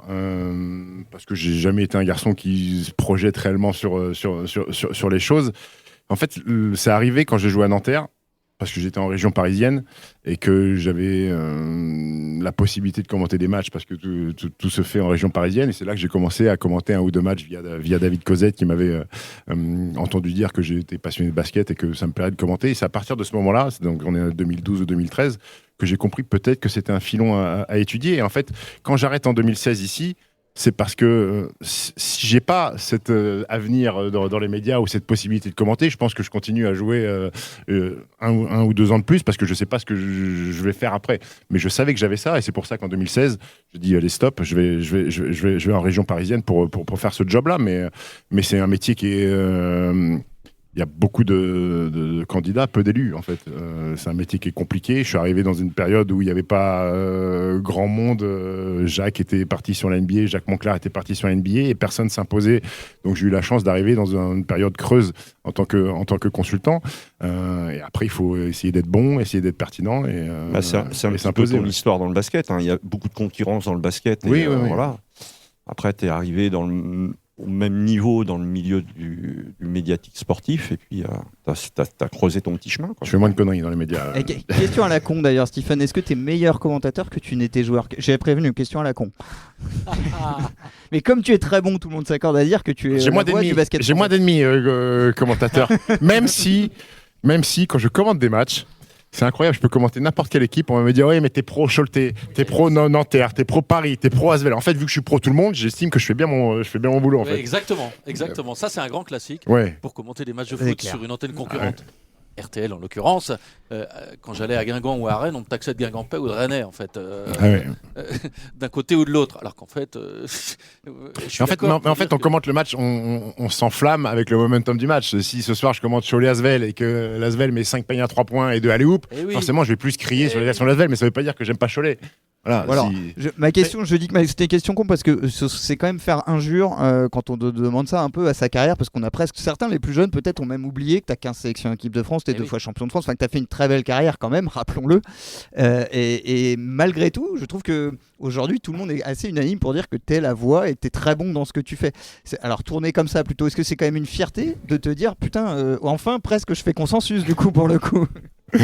Mais bref, fierté, je sais pas s'il faut être fier de ça, mais en fait j'ai la chance de commenter à la fois des matchs de basket et de faire de la radio, et d'un autre côté, pour toucher un public un peu plus large et notamment les plus jeunes, j'ai un média YouTube qui s'appelle First Team où on fait des vidéos YouTube sur la NBA qui touche un public différent aussi. Donc ça me permet de parler à beaucoup de monde et d'avoir beaucoup de viewers, comme ils disent, donc un public assez large. Mais aujourd'hui, et encore, moi je suis privilégié à RMC parce que je parle pas de foot, mais les gens qui parlent de foot à RMC, c'est compliqué. Hein. À l'époque des réseaux sociaux, c'est très difficile. Il faut être très solide parce qu'on prend des choses compliquées. Je pense à mon ami Daniel Riolo. Il faut être. Bon, après, il cherche un peu. Il est volontairement provoque Daniel, aussi régulièrement. Mais bon, toi aussi, tu pouvais être sur Twitter à une époque avant, d'être presque médiatiquement. Ouais, mais justement, t'aimais bien ça aussi. T'es un peu provoque. Maintenant, je bloque. Ah ouais. Mais ce côté provoque, tu l'as eu. Oui, je l'ai eu. c'est vraiment, je sais pas si c'est de la provocation ou c'est avoir un avis un peu tranché, un peu clivant pour faire réagir les gens. Mais si tu fais une analyse basket de quelque chose et si la personne qui est pas d'accord avec toi, sa seule réponse c'est t'insulter, c'est compliqué de débattre. Il n'y a pas que des flèches sur les réseaux sociaux. Hein. Évidemment. Ouais, même dans la vie. Hein. Oui. Et ils se réunissent pas mal sur les réseaux sociaux quand même. Oui. Et de toi à nous, il n'y a pas un club que tu préfères en France? Quoi? Un club que je préfère? Qui joue en rouge et blanc. Non, entre nous, personne n'écoute. Cholet ou Nancy? Non, parce que j'étais champion avec Nancy. En tout cas, j'ai remarqué qu'il n'était pas rare que tu cites Cholet dans les commentaires, même quand c'est pas Cholet qui joue. J'ai l'impression que tu as gardé quand même une affection particulière pour ce club. Ah oui, c'est un club que j'apprécie, que j'aime, où j'ai passé 3 ans quand j'étais jeune et ma dernière année. C'est un club où j'ai encore des attaches avec beaucoup d'anciens coéquipiers. Je vois pas comment je peux avoir de l'animosité contre ce club-là. Quand tu n'es pas commentateur, du coup, tu es un peu supporter de Cholet. Un peu. C'est un alumni aussi. Hein. Ah, oui. c'est vrai. Oui. On rappelle ce que c'est, Jean-François. Les alumni, ce sont les anciens joueurs de Cholet Basket qui se sont réunis. C'est assez récent, d'ailleurs. Ouais, c'est les anciens U18, U21, et je pense que vont être intégrés aussi les anciens membres du staff. Ouais. C'est-à-dire les c'est médecins. c'est à l'image de ce qui se fait dans les facs. En Dans fait, les les facs, facs, ouais. les joueurs, même s'ils ont 50 ans, ils sont membres à vie de la fac. Et là, on a réuni tous les anciens passés par le centre de formation et les coachs. On a un petit groupe, on a une cotise, des assos, et on essaye de faire de 3 trucs, de 3 Et activités. c'est une très belle initiative. Et je trouve que ça a du sens en plus dans un club comme Cholet. Initiative. Alors, c'est quelqu'un dont on n'a pas le droit de dire du bien aujourd'hui, mais une initiative de monsieur Antoine Chevrier, qui est dans le staff de l'Asvel. Donc, s'il y a quelqu'un dont on n'a pas le droit de dire du bien, là, à 2 heures du match, c'est lui. Mais bon, c'est une bonne initiative d'Antoine Chevrier. Oui, et d'ailleurs, cet été, c'est le 40e anniversaire du centre. Du centre de formation. Ouais, de l'académie. De l'académie, Et en parallèle, c'est aussi le 40e anniversaire de la marque Pitch. D'accord. Donc, voilà, petit parallèle. Stephen, est-ce que tu connais l'Indien le plus célèbre de Cholet? Bien sûr, je connais. Bruno qui est avec nous. Salut Bruno, qui a une question pour toi. Salut Bruno. Bonsoir Stephen. Je voudrais te poser une petite question. Ouais. Quel est le joueur qui t'a le plus marqué en France ou à l'étranger? Peu importe l'équipe. N'importe quelle équipe. Tu veux que je cite un Choletais? Mais je sais celui que tu vas me dire. Ah bon? Oui. En fait, il y a ta réponse. Merci Stephen. J'ai côtoyé de très très grands joueurs, des joueurs très forts. Mais il y a un garçon en fait qui m'a marqué parce que j'ai une affinité. C'est mon ami et je l'ai vu débarquer et Jeff l'a vu débarquer aussi. C'est Michael Gélabal. Qui est arrivé de Guadeloupe. Il est arrivé là, je me rappelle très bien de son arrivée à la Meilleray. Il était en jean, en pantalon. Il avait froid parce que tous ceux qui arrivent de Guadeloupe et qui sont jamais allés en métropole, ils sont toujours surpris par la météo. Et nous, on a 18 ou 19 ans et cons comme on est quand on est adolescent. La première chose qu'on lui demande, on dit mais tu sais dunker? Et lui, il avait dit oui, je sais dunker. Et on lui avait dit vas-y, montre-nous. Et il était en chaussures de ville, en jean. Il avait pris le ballon, il a fait un 3-6, il avait dunké. On lui a dit ah ouais, d'accord, ok. Et donc après son évolution, Mike, je pense que ça a été peut-être le meilleur joueur avec qui j'ai joué. Alors, il n'était pas à son prime quand il était avec moi, mais la carrière qu'il fait s'imposait au Real Madrid. En fait, partout où il a été, Mike, il a été du même niveau. Alors, il n'est jamais monté à 18 points de moyenne, mais il a toujours été à 10-12 dans tous les clubs où il est passé. Il a fait une carrière merveilleuse. Dommage qu'il se soit blessé au genou quand il était en NBA, mais Mike, c'est mon gars. Ce qui a permis de le revoir à Cholet sous le maillot choletais et de voir champion de France. Sous le maillot Villeurbanais aussi. Avec ce club, oui. Ça, tu l'as oublié. Hein. Oui, il y a des choses, nous. C'était plus fort que Murphy Holloway, JP Prince ou Anthony Goods. Je cite des noms. J'ai hésité à te faire le test de te citer des noms avec des joueurs avec qui tu as joué sur ta dernière saison il y a 10 ans de ça. On fête les 10 ans de la fin de ta carrière finalement. Tu crois que tu te sais capable de citer tous tes coéquipiers de l'époque ou pas? Parce que là, il n'y avait pas que des flèches pour le coup. Hein. Jonathan Roussel. Il y en a certains qui jouent encore. Nicolas De Jong. Exactement, Nicolas De Jong. Darrell. Poirier. Ouais, bien joué. Rudy. Jombi. Alors il y avait Antoine Chevrier qui avait quelques minutes à l'époque. Titi, mais trop de problèmes de dos, Antoine Chevrier. Titi Junior, il a trop de problèmes de dos à l'époque. Est-ce que tu te souviens du meneur qui vous a un peu sauvé, qui arrive et vous gagnez 4 matchs? Ouais. Il avait un bandeau tout le temps, il jouait tout le temps avec son bandeau sur la tête. Dashon Wood. Ouais. C'est lui, il vous sauve un peu. Oui, il nous sauve. Kevin Dillard, Trevon Hughes, il y a quand même, c'était un festival d'Américains. Je peux comprendre ton truc sur les Américains par Il y a quelques pipes dans l'équipe. C'était pas la plus belle année, ouais, on va pas se mentir. Pourtant, on avait démarré avec 2 victoires de suite. On avait gagné à domicile, après on était parti gagner à l'Astrobal, le deuxième match. Ça s'était mal passé. Et là, Laurent Buffard pensait qu'on allait être champion. Laurent, qu'on salue, qu'il faudra qu'on ait dans l'émission de ces jours. Et Joe, t'avais un Joe dans l'équipe? Joe, un poste 4 avec un tir sur le côté. Joe Trapani. Putain, Philippe Audouin a plus de souvenirs que toi. Et pourtant, il n'a pas marqué l'histoire de Cholet Basket, mais je sais pas pourquoi je me souviens de son nom. Joueur correct. Ah ouais? Oui. Il n'y a pas beaucoup d'Italiens qui ont joué. Et je sais plus s'il était italien, il n'était pas américain. J'ai un nom italien, mais je crois qu'il était américain. Quintel Woods, je me souviens même pas de ce Quintel Woods, tu connais pas l'histoire de Quintel Woods? Non, j'étais à l'époque superstar NBA à Portland, à l'époque des Jay Blazers. Il était parti en prison parce qu'il avait jeté ses chiens par la fenêtre sur l'autoroute et tout. J'avais oublié qu'il était fou. Ah, il y avait plus fou que toi en fait. Alors lui, c'est un niveau supérieur. Tu en as rencontré beaucoup des plus fous que toi? Oui, beaucoup. Il y a toujours un plus fou que soi. Il a des anecdotes. Je vous réécouter les podcasts, notamment je recite et je fais un coucou à Léo Belnou qui fait ce podcast, ce podcast crossover. Léo Belnou, dans le genre fou, il est en train de faire. Il est parti d'Annecy et il va jusqu'à Oulan-Bator en Mongolie en vélo. Donc il va nous écouter sur son vélo. Donc je lui pédale mon lapin, pédale. Et dans ce podcast, c'est le frère de Morgan Belnou qui est actuellement assistant de TJ Parker. J'ai vu hier soir à la Trocardière, Rohan qui s'imposait de peu à Nantes. Et qu'on va sans doute revoir avec un bon Nathan Soliman. Ouais, et qu'on va sans doute revoir en Betclic Elite. Tiens, t'as des infos, Nathan de Soliman à Cholet? Là, pour le coup, j'en ai, mais je vais pas le dire. Alors, Cholet Basket, ton concurrence avec qui sur le dossier? On me dit que c'est un match à 2. C'est un match à 2, mais il me semble que vous n'avez pas pris le meilleur départ. Non, ça c'est sûr. Mais ça pédale pour revenir. Oui, mais j'ai l'impression que celui qui pédale, c'est pas Pogacar. Il a des mauvaises nouvelles. Alors, le duo Soliman-Tobo Nancy, ça sera. Moi, je crois que je suis assez d'accord. Malheureusement, on a à peu près les mêmes antennes. Donc, pas sûr qu'on va. T'es un bon journaliste d'investigation, toi. Mais je vais t'appeler maintenant parce que je vois que t'as des infos. Bon, et du coup, je me suis perdu sur mon. Oui, dans Crossover, tu nous parlais de. Je me suis complètement perdu en route, mais dans ce podcast, tu me racontais des anecdotes. Il y en avait pas mal. Et tu as été voisin de Blanka Vlasic, championne du monde de saut en hauteur. Je jouais à Split. Elle habitait au-dessus. Ouais, et tu racontais qu'à l'époque, il y a des matchs qui finissent mal où il faut être escorté par les CRS pour quitter tout. T'en as vécu des trucs un peu fous. J'ai vécu une énorme bagarre là-bas, Split contre Cibona Zagreb. Qui était un peu le derby. On était chez nous, il y a une énorme bagarre. Je crois que vous pouvez retrouver les images d'ailleurs sur YouTube où il y a du sang et tout ça. Elle est très vilaine la bagarre, et le ricain d'en face a dû être escorté par 75 policiers pour sortir. Qui était ton coéquipier ou le gars? Non, qui était le gars d'en face. Lui là, il est très compliqué. Ouais. Mais Split, c'était une très belle aventure. Alors j'étais pas payé, mais je me suis bien régalé. Très dur. On rappelle ton parcours quand même, parce qu'après Cholet, Mulhouse, Nantes, Brest, je suis un peu le Xavier Gravelaine j'ai fait 200 clubs. Non, il y a des clubs où t'as fait 2 saisons quand même. Brest, Lasvel où tu pars, ils voulaient te garder et toi tu étais le genre de mec qui quitte. Je voulais jouer avec mes potes à Gravelines avec David Gauthier. C'est David Gauthier qui t'emmène à Gravelines.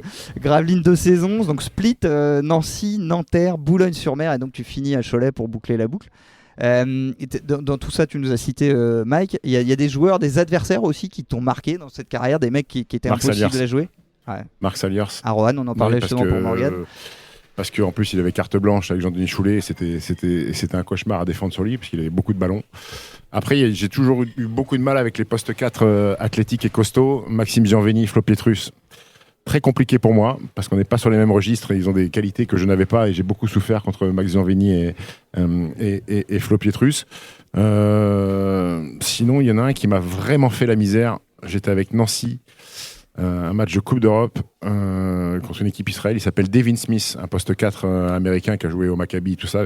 Là, j'ai vraiment souffert. Je suis parti me coucher le soir. J'ai mal vécu ce match. Ça m'a fait beaucoup de mal. Ça fait partie des mauvais souvenirs. Ouais. Bon, et les meilleurs. Je sais que c'était une des questions sur les réseaux sociaux. Je sais plus qui l'avait posé. Ton plus gros souvenir de ta carrière, si tu dois en sortir qu'un. C'est dur.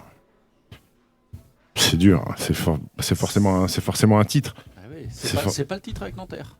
Si, je pense que c'est celui-là, parce que Nancy, le titre est merveilleux, mais c'est plus ou moins attendu, parce qu'on est une grosse équipe du championnat. En fait, c'est Nanterre, parce que tout est improbable en fait sur cette saison-là, parce qu'au début on perd tout. Pascal Donadieu veut se barrer, il veut arrêter de coacher.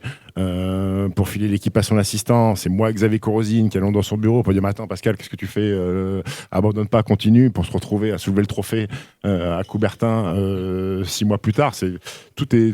On joue le match 1 à Strasbourg, on en prend 35 à Strasbourg. Tout le monde commence à dire cette finale elle est pourrie en fait. Nanterre ils ont rien à faire ici. Je me rappelle de Franck Le Goff qui était l'assistant. Je l'entendais dire à Pascal on est la honte du championnat, on a pris 35 en fait tout était tellement irréel que c'est celui-là et puis le groupe de mecs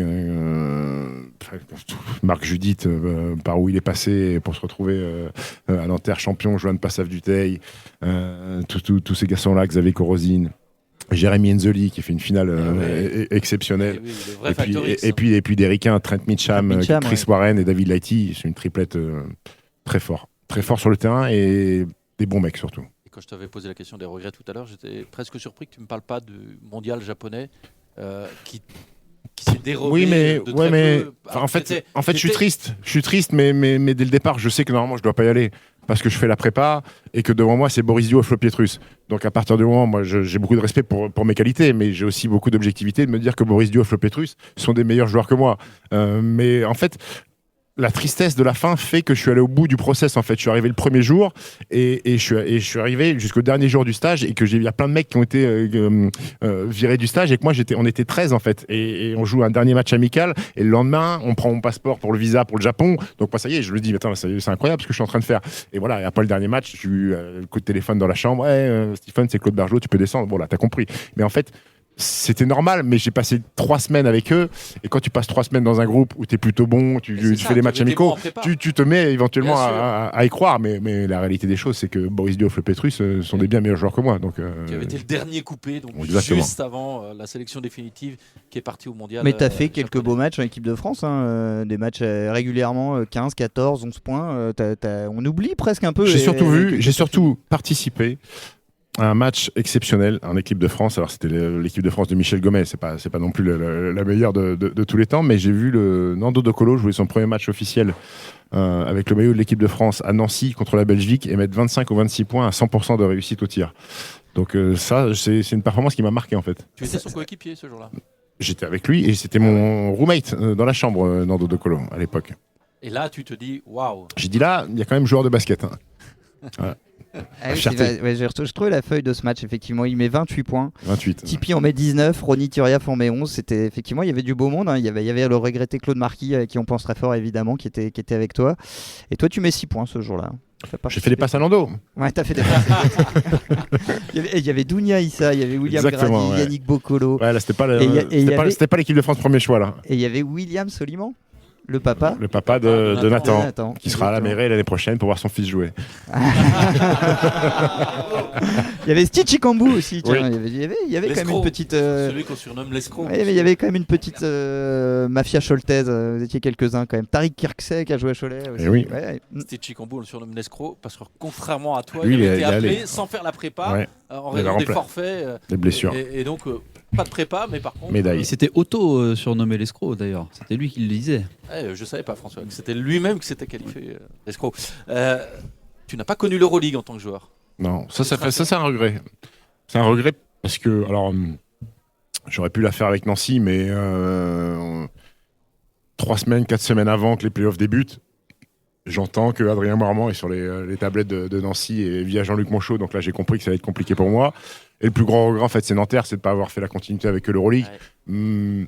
Mais j'ai tellement été insupportable cette année-là avec Pascal. Alors, moi, j'ai que en souvenir que je suis champion et que tout va bien, en fait. Mais Pascal a tellement souffert sur une année. Il me dit, ouais, mais le titre de champion, Stephen, il efface pas, en fait, toutes les frasques à l'entraînement. Tu nous as cassé les pieds pendant un an. Donc, moi, j'avais pas la même vision que lui, forcément. Parce que quand tu finis champion, je lui dis, ouais, mais regarde, on est champion, ça a marché. Mais en fait, j'ai fait souffrir beaucoup Pascal cette année-là par mon attitude et mon comportement.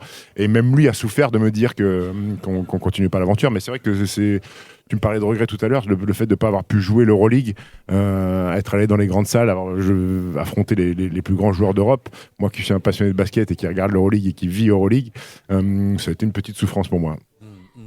On rappelle, on a parlé de tennis en début d'émission. À 12 ans, tu étais numéro 5 français au tennis et tu jouais au basket pour t'amuser. Ton sport numéro 1, c'était le tennis. Tu étais en sport-études au Mans. Est-ce que, finalement, je crois que c'est à 14 ans que tu as choisi de complètement Quand mes basculer. parents ont divorcé, en fait. Voilà, c'est ça. Que tu as choisi de complètement basculer dans le basket. Est-ce qu'à posteriori, tu te dis que tu aurais fait La réponse est oui. une grande carrière de tennisman? C'était La quoi réponse est oui, quand même. Je crois que tu allais me dire, réponse est oui à quelle question si tu avais pu, est-ce que tu aurais continué le tennis? Je crois que c'était ça. Alors, est-ce que tu penses que tu aurais fait une grande carrière en tant que tennisman si tu avais persisté dans le tennis et pas basculé dans le basket? C'est compliqué de répondre oui, parce qu'il y a tellement de paramètres à prendre en compte. C'est pas parce que je suis 5e français à 12 ans que forcément je vais être top 20 à l'ATP, surtout dans un sport comme ça qui est très compliqué, très concurrentiel. Mais une chose est sûre, si tu me ramènes à 12 ans avec la possibilité de refaire ce que j'ai fait, je pense que jamais je joue au basket. Je joue au tennis, ouais. Il faut un équipementier qui a un peu de réserve, parce qu'il t'aurait cassé quelques raquettes, je pense. Et pourquoi Parce que je pense que c'est un sport qui me correspond plus. Quand je t'expliquais tous les problèmes de vestiaire, enfin les problèmes d'attitude, moi en fait j'avais beaucoup de mal, parce que être dans une équipe de basket, en fait c'est vivre en collectivité. Tu vis plus avec tes coéquipiers qu'avec ta femme ou avec ta famille. C'est-à-dire il faut composer avec 9-10 caractères totalement différents les uns des autres. Chacun réagit différemment à quelque chose, chacun a un sens de l'humour qui n'est pas forcément le mien, et j'avais du mal avec ça en fait. Et je me dis que le tennis, c'est moi, ma raquette. Alors peut-être dans un box avec quelques coachs qui auraient peut-être pris quelques remarques, quelques reproches, peut-être que c'était un sport qui était plus fait pour moi en fait. Le c'était tennis. à refaire. Ouais, je continue le tennis. La seule différence, c'est que célébrer un titre de champion en équipe, je pense que c'est plus fort que célébrer une victoire au tournoi du Grand Chelem tout seul. Et on a parlé d'une continuité de GM dans le basket, et investir dans le tennis ou avoir des responsabilités dans le tennis. Non, mis à part que Gilles Moreton a été mon président Lasvel, c'est tout ce que j'ai comme rapport avec J'avais une question tennis. de quelqu'un qui te connaît très bien, qui travaille avec toi à RMC. Ça fait quoi de vouer un culte à Roger Federer et d'avoir le tennis de Rodolphe Gilbert? Qui a posé cette question-là? Le Jam, Nicolas Jamin, qui présente Très bonne vanne. Qui présente After Foot. Une très bonne vanne. Je sais pas si les gens connaissent Rodolphe Gilbert Oui, ici. il faut peut-être préciser qu'il a été 61e mondial. Ouais, quand même, c'est très correct. C'est très correct. C'est pas Roger, mais c'est très correct, 61e mondial. Nico Jamin qui est venu me voir jouer récemment au tennis. Non, Federer, c'est alors Nowitzki, parce que par son poste de jeu, j'ai le mimétisme, j'ai beaucoup regardé de matchs pour essayer de le copier sur le terrain à mon échelle et à mon niveau. Mais Federer, je pense que pour moi, c'est le plus grand sportif de tous les temps. En fait, j'ai vu tous ces matchs, je me suis énervé sur ces matchs. Je suis allé à Roland-Garros le voir. Je trouve que c'est le mec qui a inventé le tennis. En fait, je pense qu'il a pensé le coup droit, le revers, la gestuelle. C'est Roger Federer. En fait, tout est beau chez lui. C'est un poème qu'il récite sur un court de tennis avec une raquette à la main. Il est magnifique, et je suis en grande souffrance quand je vois Djoko avec 24 grands chelems et Rafa Nadal à 22 grands chelems. Mais pour moi, Roger reste le GOAT. C'est des débats éternels, ça, qui est le GOAT de chaque sport. Ton GOAT de basket, c'est qui? Mon GOAT de basket, là, il n'y a pas de débat pour moi, par contre, sur cette question. Oui. Bon, ça va, on est raccord alors. Mais peut-être que pour les enfants qui ont 10-12 ans aujourd'hui, qui n'ont pas. Enfin, Michael Jordan, c'est une paire de pompes et c'est peut-être des highlights sur YouTube. Pour eux, c'est LeBron James, en fait. Bah oui, comme ceux qui ont 90 ou 95 ans, pour eux, c'est Bill Russell ou Will Chamberlain. Et ton GOAT de Cholet Basket alors? Mon GOAT de Cholet Basket? Ouais, c'est plus dur ça. C'est très compliqué ça, mon GOAT de Cholet Basket. Antoine Rigaudot, Grelin Warner, Colo, Mike Gelabal. Ouais, il y a l'embarras du choix. Il y a tellement de grands joueurs qui sont passés là. Après Grelin Warner, moi j'étais jeune, je le voyais jouer sur France 3 avec mon père. Parfois c'était des matchs de Coupe d'Europe à 23h ou à minuit. Antoine est merveilleux, mais c'est des mecs plutôt que j'ai côtoyé moi. Je pense que Nando De Colo est tout là-haut.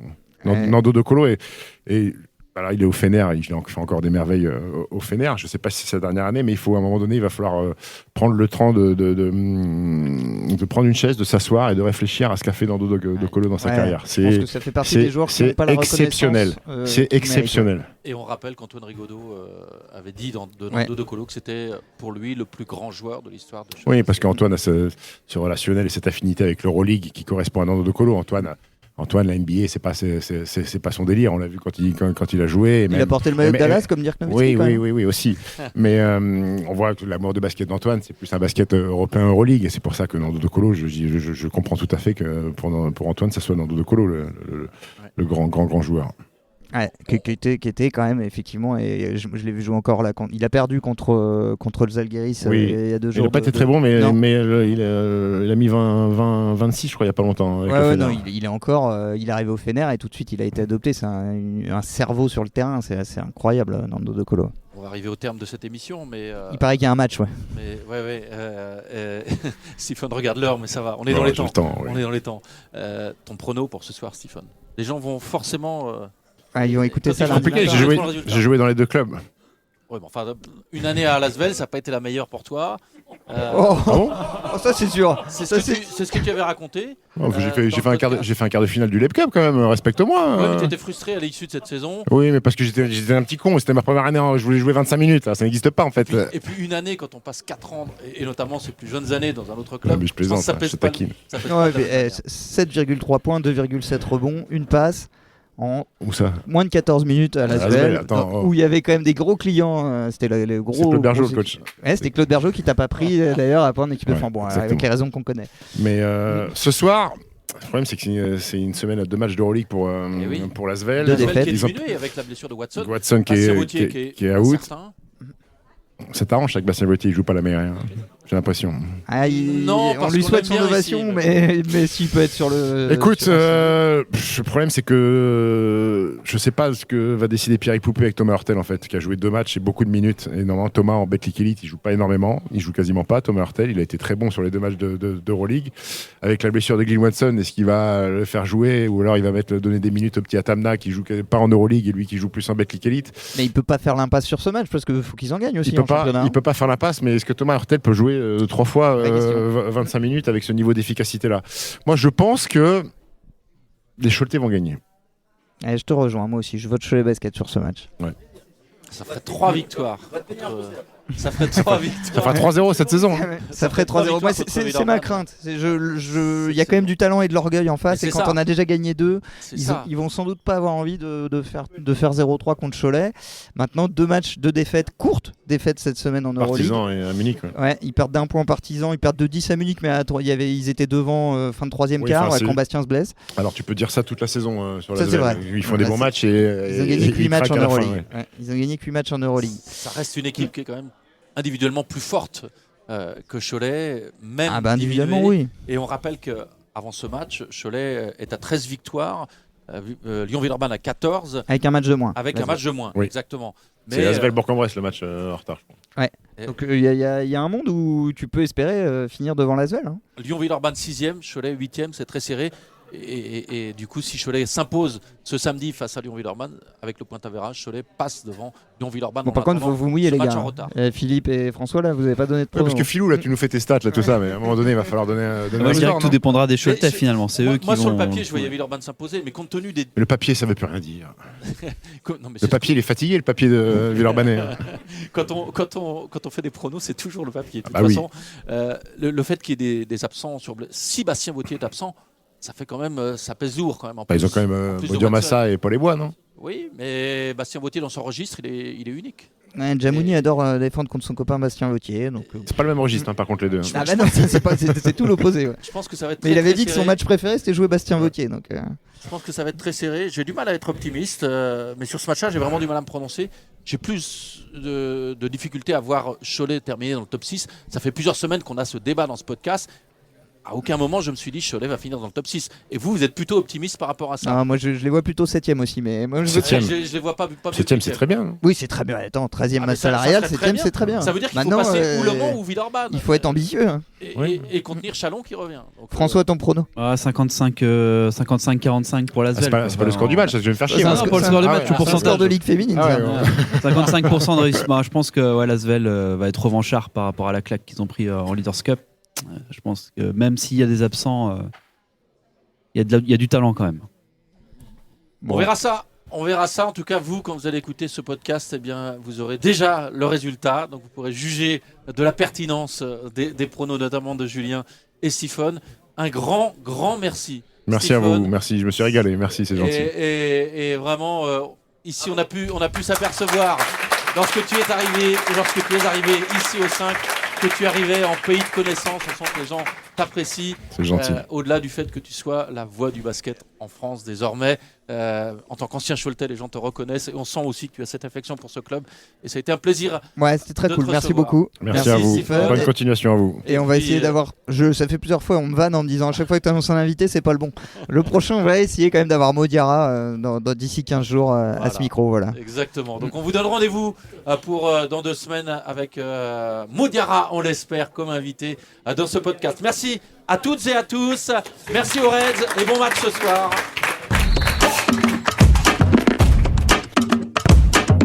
La Meilleraie fait du bruit.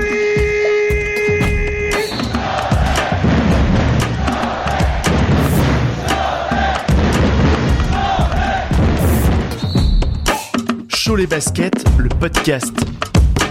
Une émission proposée par Ouest France en partenariat avec Colline la radio. Ce podcast vous est proposé par votre restaurant-bar Le 5 en face la Meilleraie à Cholet. Ouvert les soirs de match, les midis en semaine et le soir à partir du jeudi. Venez également profiter de la diffusion des matchs à l'extérieur sur nos écrans. À très vite au 5.